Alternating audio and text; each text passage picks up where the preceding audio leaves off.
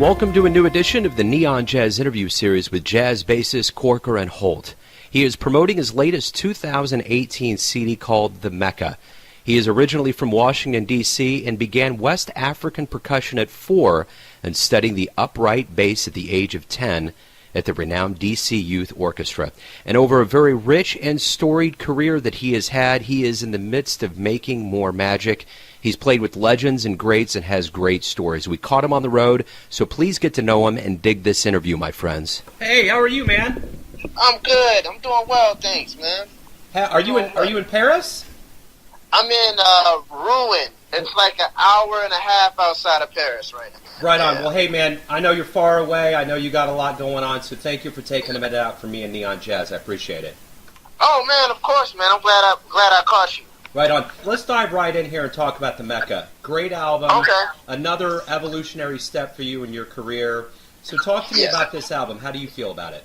Man, so far, I've just been very thankful, man. I'm just really happy that it's being really well received. You know, it's been in the top.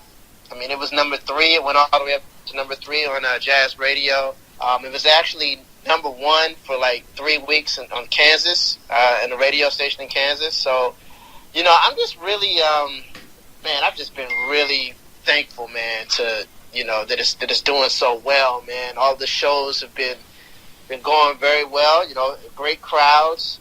People have been waiting on it for quite some time. So, you know, man, I've just, man, I couldn't be happier, man, with how well things are going. You know what I'm saying? I just wanted to make sure that people get the music and people are in tune with it and people are connected to it. And it seems as though it's reaching some audiences, you know, of course, jazz listeners, but even people that aren't necessarily familiar with jazz and you know, can be above their heads at times. You know, people seem to be connecting to it. You know, it's seems like being told it's something for everybody as far as the recording is going. So, man, you know, it's been really good, man. It's been really good. I'm just I'm out on tour now with Kenny Garrett for like the next couple of months or so. So, you know, I'm excited to get back to keep setting some things up, to keep on pushing the record and performing the music and bringing it to everybody, man. But it's been going very well so far. You've had kind of a storied family lineage and childhood. You started at the age of 10 in D.C., and your great-grandfather, who you share a birthday with, was a bass player who grew up in High Point, North Carolina, growing up next door to John Coltrane. Talk to me about that connection and your youth and growing up. My great-grandfather lived next door to Coltrane, and Coltrane was very young. He was about 8 years old. So my great-grandfather taught him music lessons. This is before Train even played saxophone and played clarinet.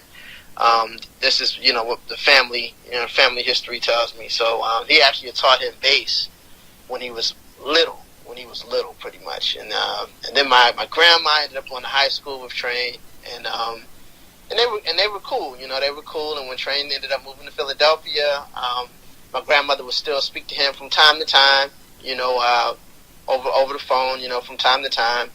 And, you know, that history of the music was really strong in my family. You know, I didn't have too many professional musicians that I know of, at least with my parents. You know, my parents were neither one of them were professional musicians, but they were music lovers. And my grandfather, who was actually married to my grandmother, this is all on my father's side, was also from North Carolina. And so whenever Train would come to D.C. later on and he would play in Bohemian Caverns, my grandfather would go and hang out with him. My dad actually gave me a program from a concert, man, from like 1958 or something like that, and it was like $1.50 to go hear a Train, and my grandfather was there, and you know, so there's always been this love for the music. And when I grew up in D.C. I was born in North Carolina, but grew up in D.C. From a toddler, from very small. I was playing percussion, West African percussion, when I was 4, and I always just, you know, I knew from that point, from the age of 4, that I wanted to be a musician.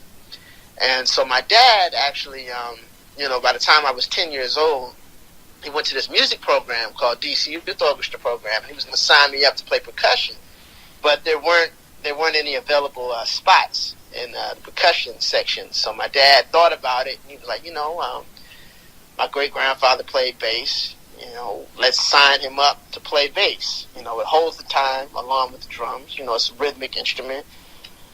It could be very interesting. You never know what can happen. So in those early days, those early times from the age of 10 until about 13, I really didn't like the bass too much. I still played it, but I didn't like it too much. And then eventually I went to Performing Arts High School in Washington, D.C. While I was still in the DC Youth Orchestra program on the weekends, I started this Performing Arts High School called Duke Ellington. I started to really, embrace the jazz culture.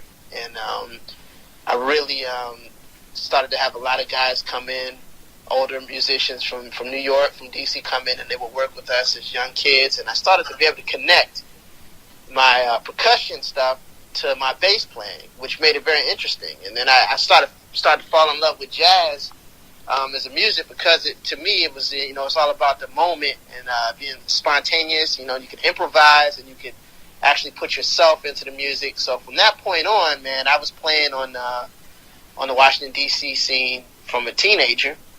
While I was still at Duke Ellington, and on the scene. And then I eventually went to college, undergrad in Virginia. Still went back to Washington on the weekends. I was at Shenandoah Conservatory. And then when I finished there in 2004, I went back to D.C. for a year, and then I moved to New York after that. And I just fell into the scene, fell into the New York scene while I was at Queens College, and I was able to play with a lot of different, connect with a lot of musicians that I had met before I went to New York. So by the time I got to New York, I had some connections, and everything kind of just came together from there. My whole journey from my childhood all the way up to where I am now at 35, I've been able to play with a lot of the musicians that I've always wanted to play with, that I've dreamed of playing with. As I'm telling you right now, I'm on tour with Kenny Garrett. I've been wanting to play with him since I was a teenager. So I had that opportunity, man. And the Mecca, my record is all about my whole journey through life, coming from Washington, D.C. to New York City, which to me is what the Mecca is. That's what I'm speaking of. When I speak of the Mecca, I'm speaking of New York City, because it's that place where all of the musicians on the record, I met all of these different musicians in New York. We all came together, and we've grown as artists, and we've started from one point, and we're now at another point, and then it just continues. But the Mecca is that place, that meeting of the minds, and the meeting of the most creative people in the world who come together in different, all sorts of different types of fields, but art and music is definitely very strong. So the record really captures these different moments of my life, and I have different dedications to people throughout the record, and it's a whole, it's kind of like my statement of where I am right now in my life, and where and what's to come. You know what I mean? And it's just a documentation of what's happening, and so I try to get that across to everybody who's checking the music out and everyone who comes to the show, so I can bring them on that whole ride with me, give them my whole experience. So yeah.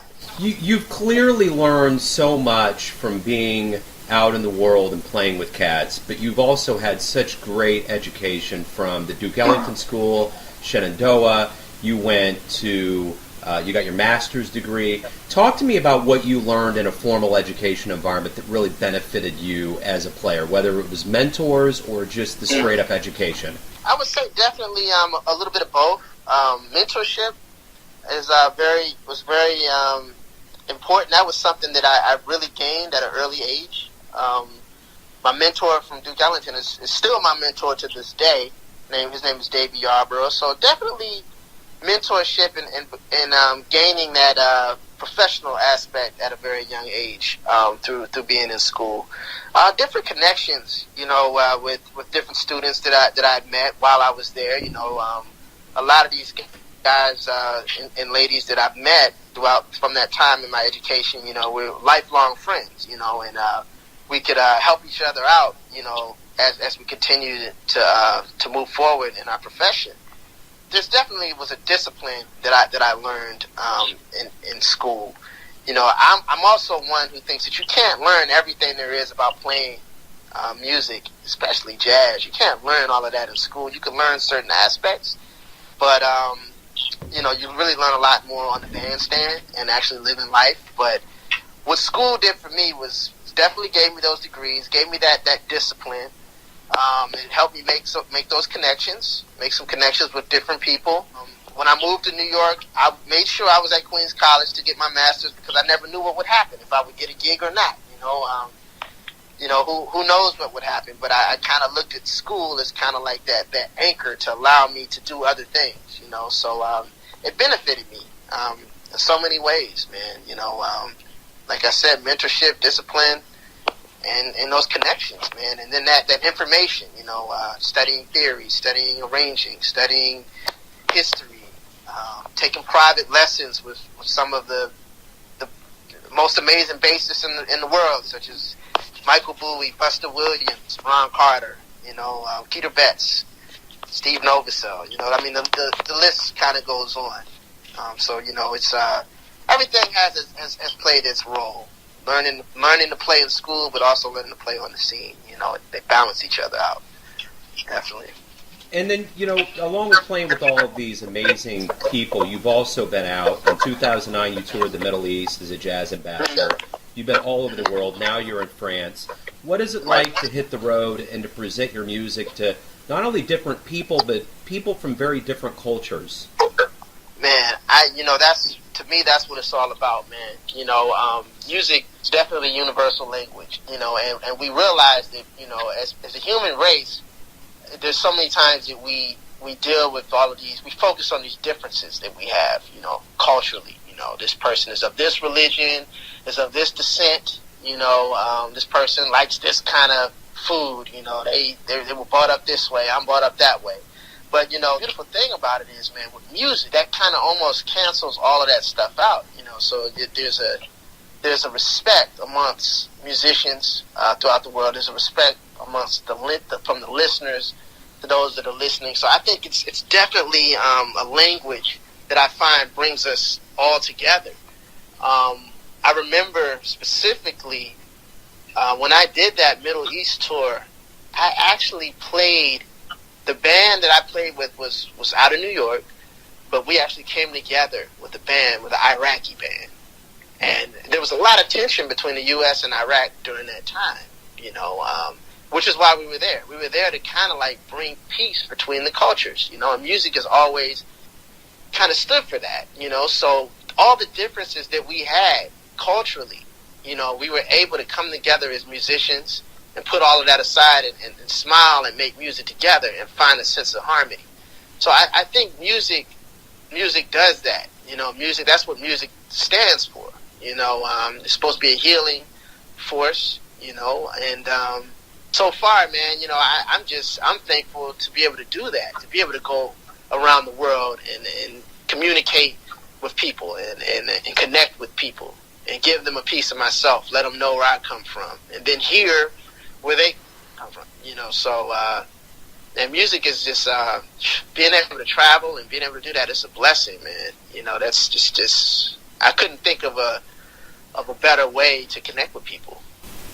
So, reading your biography, talking to you already up to this point, I get the realization that there's a lot of dreams that have come true for you. So I ask you this: how do you feel about your career up to this point? Man, I feel like I've fortunately been able to do a lot of everything that I've always wanted to do, man. You know, I'm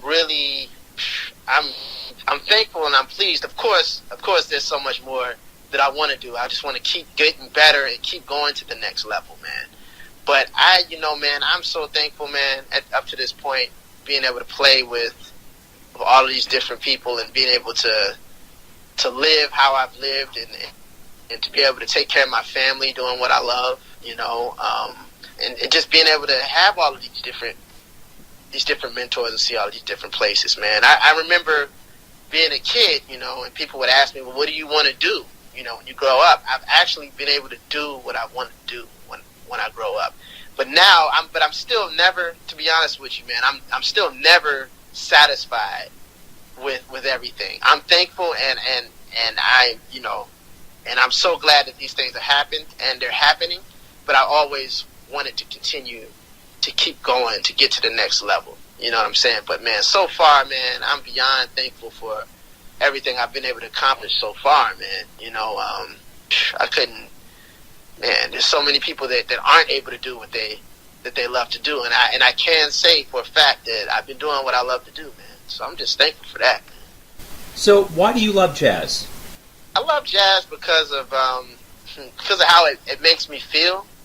There's a feeling that it gives me, you know, and when we say jazz, the thing about jazz involves so much now. You know, there's so many different types of music, but the thing that attracts me most to the art form that you know that we call jazz, as far as being a player for me, I feel like I could be dealing with so many different types of emotions in my life. You know, being an artist, you know, and carrying things on my shoulders and carrying things in my heart. And when I play this music, I'm able to actually give myself and express my innermost feelings through my instrument, you know, through my craft, and I'm able to communicate that to those that are listening and have them and let them into my world. You know what I mean? That's what I love the most about this music. You know, this music is a platform that allows the musicians to express themselves, you know, and to be heard, you know, and it takes time, you know, it takes focus, and it takes years, and you get better the older you get. You know, the older you get, you continue to grow. There's no ceiling. There's no ceiling to this music, you know. So these are reasons why, you know, why I love jazz, and it was created, you know, where I come from, man, and it's been able to take me all of these different places, man. You know, it's a powerful force, man. That's, you know, I love jazz. I love being able to improvise. You know, like I said, when I started playing as a child, when I was playing percussion, you're playing all these different rhythms. It's very exciting. You're able to express yourself. You're playing in a drum ensemble. You're able to express yourself. Then when you play jazz, it's very similar. You know, you're in an ensemble. You have your moment where you're able to solo. Then you have your moment where you support what's going on around you. So I'm definitely into supporting what's going on around me, and I'm definitely about being in the front also. So it kind of gives me the moments to really bring the listener in and let them know what my innermost feelings. Speaking of that innermost feelings, I want to know, everyone has a version of you, your family, your friends, and your fans, and your colleagues, but you're running your life. Who do you think you are? I think I'm definitely in a place of a new beginning. You know, I think I'm a person that most people could talk to.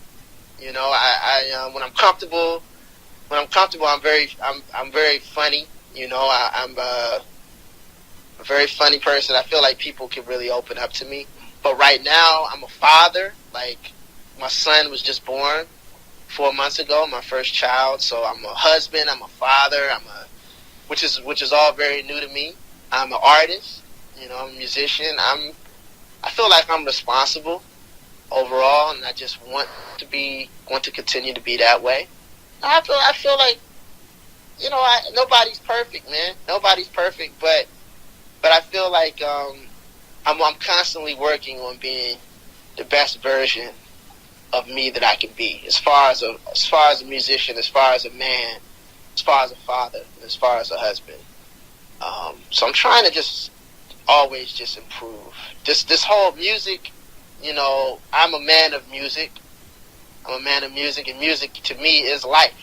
You know, because it's all connected. It's all a craft. And if I push hard and I work hard and I listen to what's around me, and I'm able to respond the best way that I can, I think I'm okay. You know, I think I'm okay. I dig it. If that makes sense. If that makes sense, you know. Totally makes sense. And I think that's a great way to wrap everything up. Mr. Holt, thank you for taking your time out. It's been an honor to speak with you. Good luck on the tour. Thank you, Joe. Thank you, man. Thanks for listening and tuning in to yet another Neon Jazz interview, where we give you a bit of insight into the finest players in Washington, D.C., Kansas City, and spots all over the globe, giving fans all that jazz. And thanks to Mr. Holt for his time, honesty, and his stories. If you want to hear more interviews, go to Famous Interviews with Joe Domino on the iTunes Store. Visit neonjazz at youtube.com. And for everything Neon Jazz, go to the neonjazz.blogspot.com. Until next time, enjoy the jazz, my friends.